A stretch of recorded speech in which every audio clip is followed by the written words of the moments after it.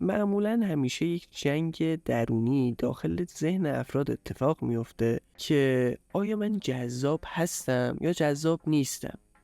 خب شما معمولا جذابتر از اون چیزی هستید که فکر میکنید. حالا توی این ویدیو 5 تا نشونه بهتون میگیم که اگر اینا رو دیدین شما جذاب هستید. 1. مردم غالبا متوجه ورود شما میشن.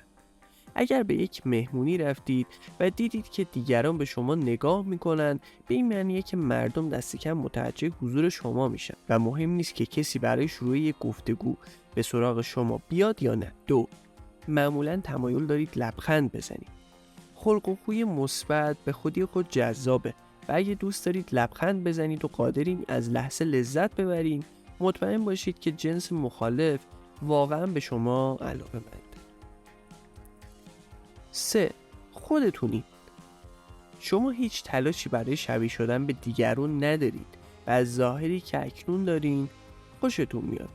متمایز بودن شما توجه زیادی رو به خودش جلب میکنه و به دیگران این امکان رو میده که بدونن شما از زندگی و از خودتون چی میخواید.